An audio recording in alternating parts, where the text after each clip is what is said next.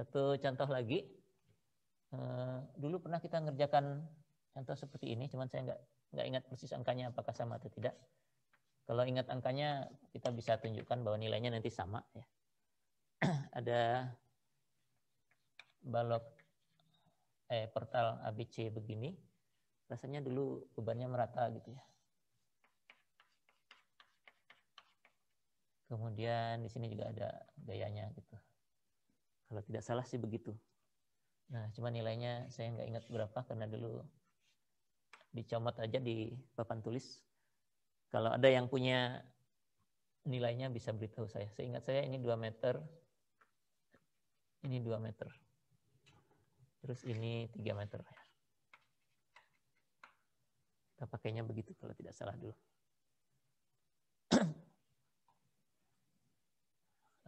Sudah tidak zamannya mencatat ya karena ada rekamannya, jadi mungkin nggak sama ya nilainya. Tapi kalau mau disamakan Anda nanti tinggal ganti angkanya saja. Jadi yang sekarang saya isi aja dengan angka yang semaunya. Ya. Ini mau dipasang berapa? 8 kilonewton per meter. Ini berapa? 30 kilonewton. Dan mirip begitulah ya. Ada EI dan 2 EI misalnya. Ini EI kekakuannya. Ini 2 EI. Nah, ada satu hal yang umum dilakukan di metode kekakuan ini, terutama untuk struktur balok portal ya. Kadang-kadang agar menyamakan dengan metode fleksibilitas yang lalu, di metode fleksibilitas yang lalu karena basisnya itu metode energi, kita menghitung matriks fleksibilitas delta itu hanya memanfaatkan energi akibat momen lentur ya. Delta itu adalah integral M delta IJ itu adalah MI MJ per EI dx ya. Ini kan energi ya. Dan energinya hanya akibat momen lentur. Aksial, geser dan lain-lain diabaikan.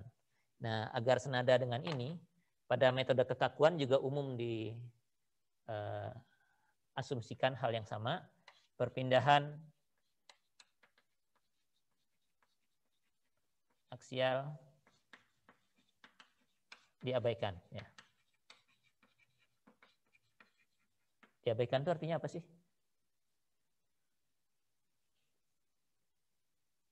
Kalau diabaikan artinya apa? Kalau yang tadi, kita punya D1 yang horizontal, D2 yang rotasi di ujung sini. Kalau perpindahan aksial ini diabaikan artinya apa?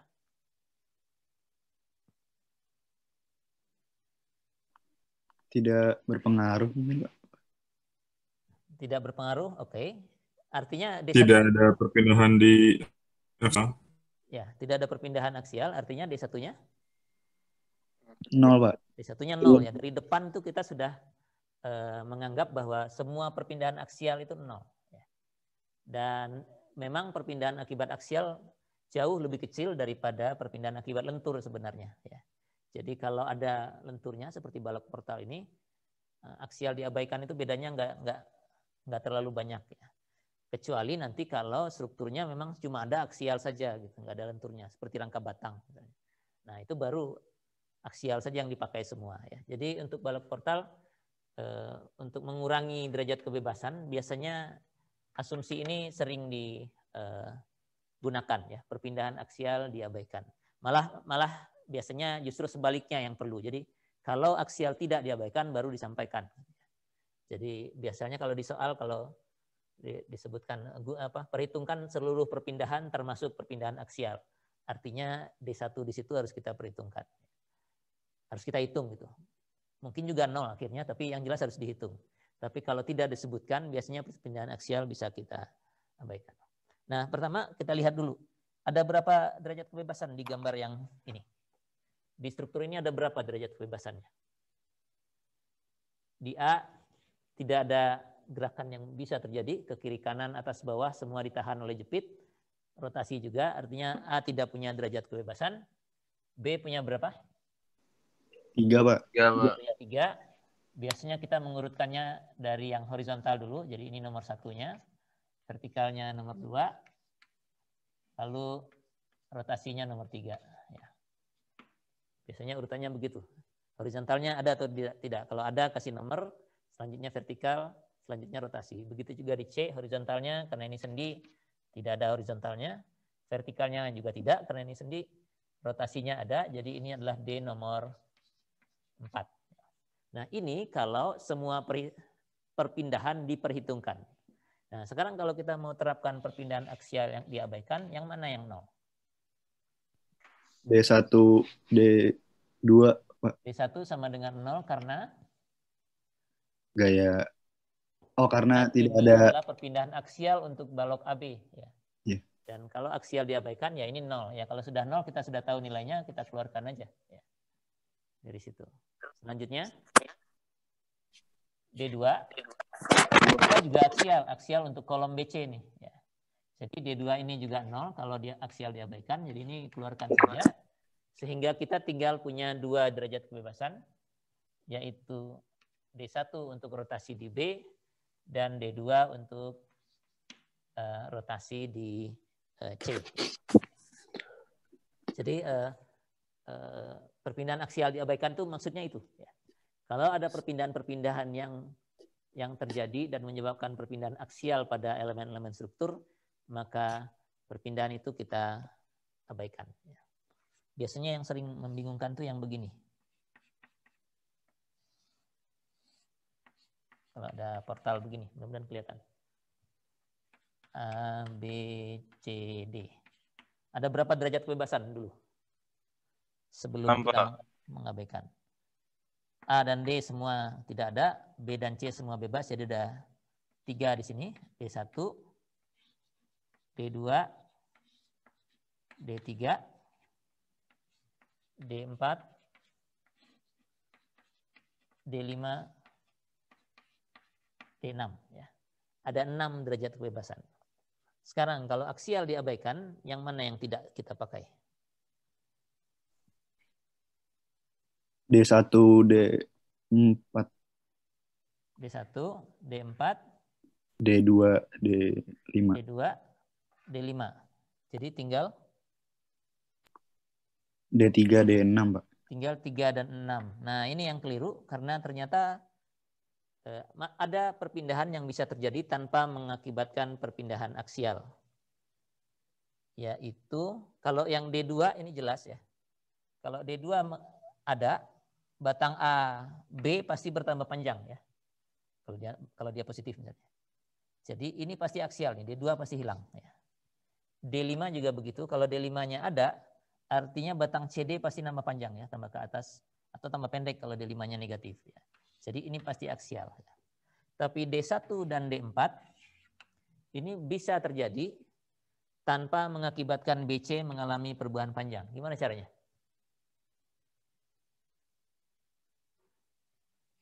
Gimana caranya D1 dan D4 bisa terjadi tapi BC-nya nggak nambah panjang atau nggak tambah pendek juga? Jadi miring, Pak. Hah? Jadi miring gimana? Ada gaya eksternal, Pak. Berlawanan, Pak. Enggak, ini kita nggak urusan nilainya.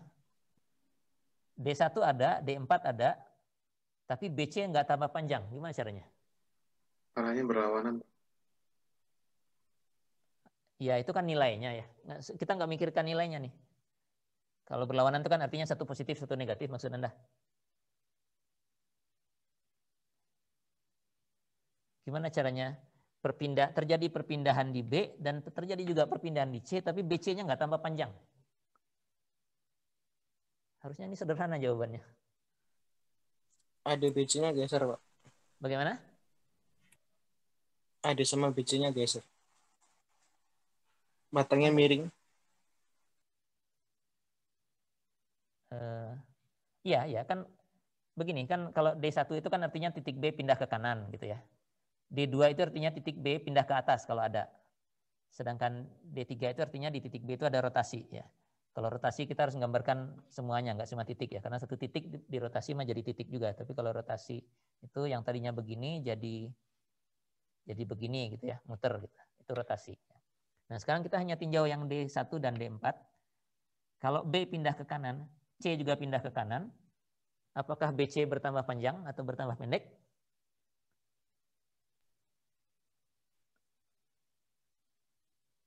Kalau D1-nya ada, D4-nya juga ada, bisa nggak BC-nya mengalami perpindahan tersebut tapi nggak tambah panjang atau nggak tambah pendek juga? Bisa, Jadi, Pak. Bisa, Pak. gimana caranya? Titik A sama D mengalami rotasi mungkin. A dan D kan jepit, tidak boleh ada rotasi. Jadi ya pindahnya begitu gitu ya. Pindahnya nggak tahu gimana gitulah gitu ya. Ini sudah terlalu banyak tulisan di sini. Pindahnya mungkin begini gitu. Salah. Ini gini. Gitu ya. Jadi D1-nya itu segini, D4-nya segini gitu ya. Bergeser kan, titik B-nya pindah ke sana, titik C-nya juga tadinya di sini pindah ke sana. Bergeser. Ini sejauh D1, ini sejauh D4 ya. Tapi kalau perpindahan aksial diabaikan, artinya BC di sini dengan BC di sini panjangnya tetap saja sama. Bisa nggak itu terjadi? Kalau D2 udah nggak mungkin ini. Kalau B-nya pindah ke atas, tidak ada cara bagaimanapun AB-nya pasti tambah panjang karena A-nya tidak mungkin bergerak ya. Jadi D2 itu pasti perpindahan aksial dan kalau aksial diabaikan D2 tidak ada. CD juga begitu, kalau ada D5, kalau D5 itu ada dan positif misalnya, CD-nya pasti tambah panjang karena kalau C-nya bergerak ke atas, D-nya tidak mau bergerak ya, karena ini jepit. Ya. Nah, sementara BC itu bisa ya. BC itu saya gambar lagi deh biar tidak ini. Jadi titik B yang tadinya di sini bisa pindah sejauh D nomor berapa nih tadi? D1. Lalu ini juga pindah sejauh D4. Nanti yang lainnya itu biar sama aja karena ini siku kan tadinya, ini berarti harus siku, ini juga siku, tadi ini harus gitu ya. Jadi ini harus gini. Gitu ya. Jadi gitu. Perpindahannya demikian. Nah, kita hanya tinjau D1 dan D4 ini. Ini B-nya pindah ke sini, B aksen gitu ya.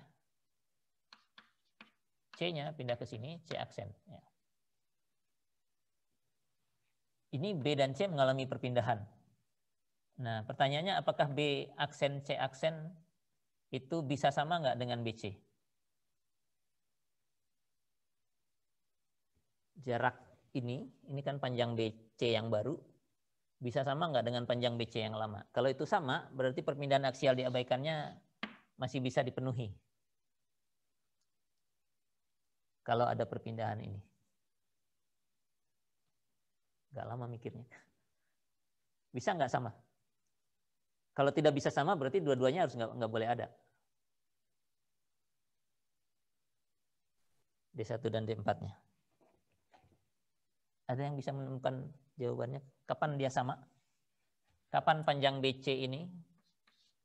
BC itu sama dengan B aksen, C aksen ini?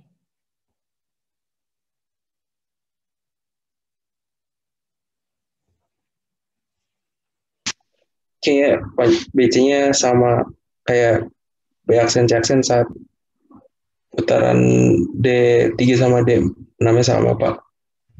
Oh enggak ada urusan sama putaran. Enggak ada urusannya sama putaran karena perpindahannya hanya D1 dan D4. Jaraknya pun kan jarak ini aja. Jarak horizontal ini saja. B aksen, C aksen itu ini. Ya, sedangkan BC itu yang ini. Nah, yang itu. Jadi B ke B aksen itu D1, C ke C aksen itu D4 jaraknya. Nah, BC kita ingin sama dengan B aksen, C aksen. Bagaimana D1 dan D4-nya? Apakah harus 0 dua-duanya?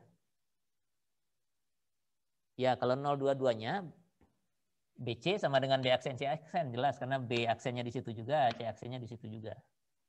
Tapi ada kasus lain nggak yang memungkinkan BC sama dengan B aksen, C aksen?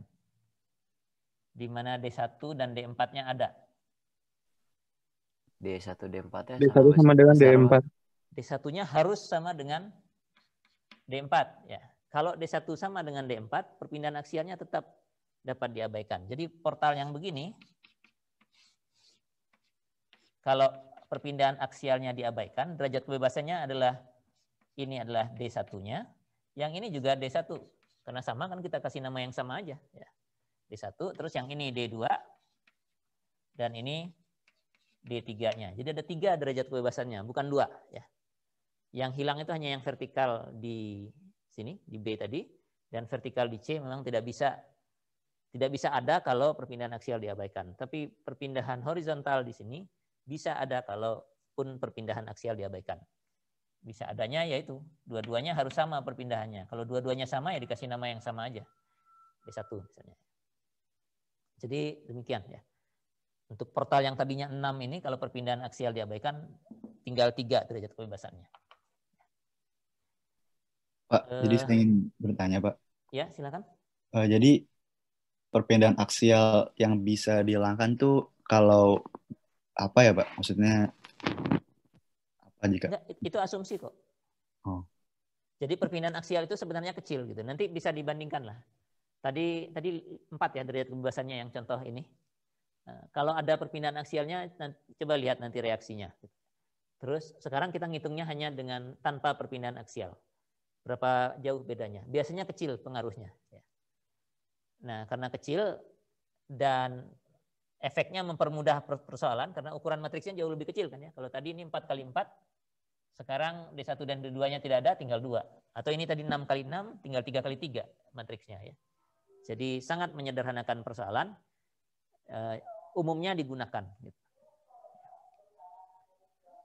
Gitu. Tadi pertanyaannya apa? Maaf. Iya, Pak. Maksudnya saya bingung tadi mana gaya aksial yang bisa dihilangkan, mana yang tidak, itu dilihat dari mana. Ya itu asumsi dan umumnya dipakai gitu. Kalau di soal jadi biasanya ngomongnya sebaliknya. Kalau harus diperhitungkan baru disuruh oleh soal. Ya. Kalau tidak disampaikan, biasanya asumsinya adalah aksial diabaikan. Jadi Anda berurusan dengan derajat kebebasan yang lebih sedikit.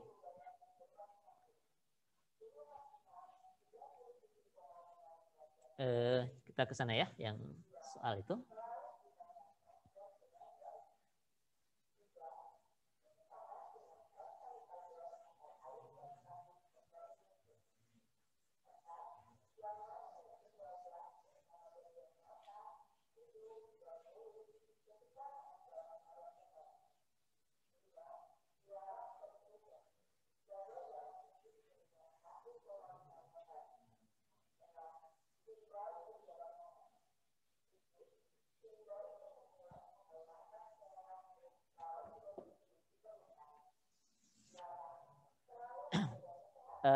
Untuk struktur ini, struktur primernya jelas. Semua derajat kebebasan harus kita hilangkan. Jadi struktur primer yang tersisa adalah A-nya jepit, tetap jepit. B-nya kita jepit juga. Kemudian D-nya dijepit, ini AB. Ini B, C. Jadi struktur primernya tidak ada pilihan lain, tidak ada cara lain kecuali semua ujung elemen dijepit. Jadi jepitnya demikian. Beban kita pasang di sini. 8 kilonewton per meter. Di BC ada 30 kilonewton di situ. Nah, reaksi kita tinggal cari di tabel. Nah, ini saya share dulu tabelnya.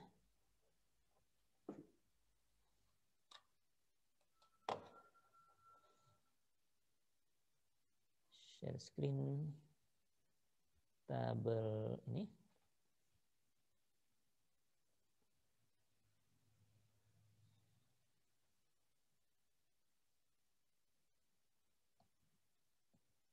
Jadi untuk beban merata itu terlihat di situ. Reaksinya saya catat di sini formulanya dulu saja. Biar nanti waktu mengerjakannya bisa. Reaksinya, ini kita sudah tahu tadi ya. Ini WL per 2, ini WL per 2. ini WL kuadrat per 12. Ini juga WL kuadrat per 12. Saya tulis angkanya dulu, nanti positif negatifnya kita lihat. Sedangkan yang ini harus digeser dulu ke kanan.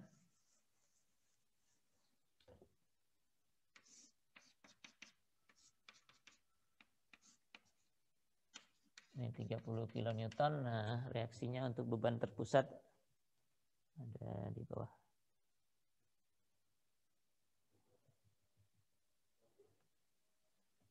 Ini mudah-mudahan kelihatan.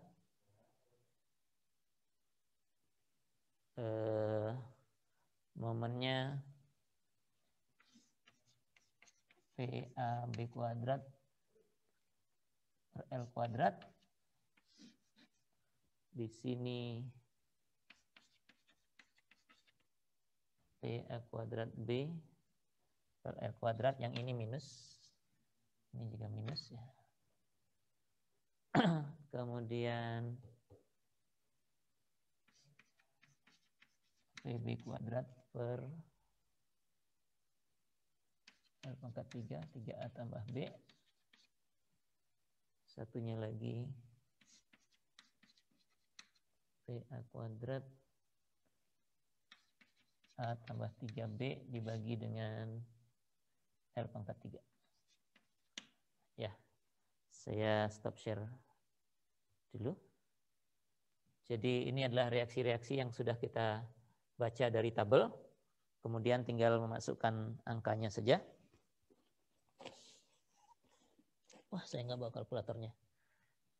Anda hitung aja, yang WL per 2 mestinya mudah. Kalau ini 3 meter, jadi 8 kali 3, 24. Berarti di sini reaksinya 12 kilonewton.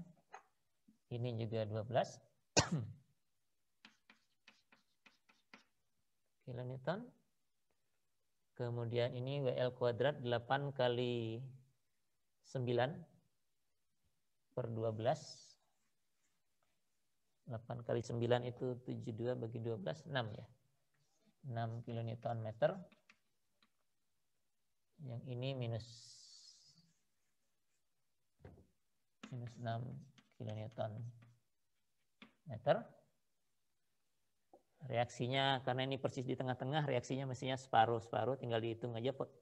Ini formula yang kita salin dari tabel, tapi karena ini persis di tengah, mesti A dan B-nya sama, mestinya ini setengahnya. Jadi ini 15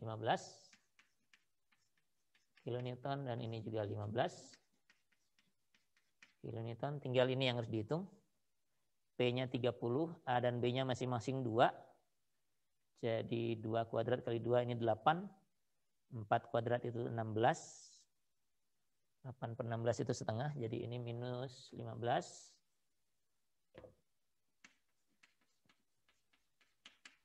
Kilonewton meter, yang atas juga sama mestinya, karena simetris. Ya. Ini 15 kilonewton meter. Ya. Jadi ini adalah reaksi akibat beban-beban yang bekerja pada struktur asli, tapi semua derajat kebebasannya dihilangkan sehingga tumpuannya jepit semua. Anda baca ini di tabel, kemudian tinggal hitung angkanya karena di tabel dalam bentuk formula. Nah, kita tinggal memasukkan angka-angka ini ke dalam vektor-vektor yang benar ya. Nah, coba lihat dulu. Kita punya sistem yang bentuknya K persamaan keseimbangan yang bentuknya K kali D harus sama dengan F dikurangi F0. Ya. Jadi semua angka-angka yang kita kerjakan nanti harus masuk ke dalam sistem ini. Ya. Yang pertama, yang paling awal bisa dilakukan itu adalah F ini. Ini adalah gaya luar yang posisinya persis sama dengan derajat kebebasan yang kita hitung. Ya. Jadi derajat kebebasan kita hanya ada rotasi di B dan rotasi di C. Dan tidak ada momen yang bekerja di titik B, tidak ada momen yang bekerja juga di titik C. Jadi F-nya ini, vektor F ini isinya 0 dan 0. Begitu. Nah, selanjutnya akibat beban pada struktur primer, ini perginya ke R0 dan F0. 12 ini reaksi di A, bukan derajat kebebasan, jadi ini adalah RA Y0. 6 ini MA 0. 12 ini bukan derajat kebebasan juga, jadi kita pasang aja sebagai reaksi dulu, RB Y ya. Y0. 6 ini yang arah derajat kebebasan, ini adalah F0 1 ya. Karena ini derajat kebebasan nomor 1 ya. Rotasi di titik B. Selanjutnya yang ini bagian BC. 15 ini tidak ada derajat kebebasannya, kita sebut aja RBX 0. 15 yang bawah juga tidak ada derajat kebebasannya, ini adalah RCX 0. Minus 15 ini reaksi di C, MC 0. Tinggal yang ada itu hanya ini. Bukan, C itu bukan reaksi ya. Ini derajat kebebasan ya. Minus 15 ini derajat kebebasan nomor 2, jadi ini harusnya F0 yang kedua. 15 ini posisinya di derajat kebebasan nomor 1, jadi ini F0 1. Sehingga F0 kita, F0 satunya ada 2, minus 6 dan 15, jadi dijumlahkan saja. Min 6 tambah 15. F02-nya cuma 1 minus 15 ya. Jadi isinya 9 dan min 15. Itu F0-nya. Jadi dari sini ada R0 dan ada F0. R0-nya banyak nih. Tinggal dikumpulkan saja. Ada apa aja? RAY0 sama dengan 12 kilonewton. MA0-nya 6 kilonewton meter. Ada RBX0. Ini 15. Ada RBY0 12. Dan ada ini RCX0.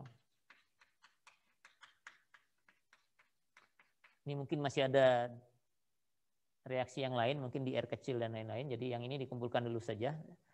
Posisi vektornya nanti bisa digabungkan di akhir. Ya. Nah, selanjutnya kita harus menerapkan perpindahan satu satuan dan arah masing-masing derajat kebebasan.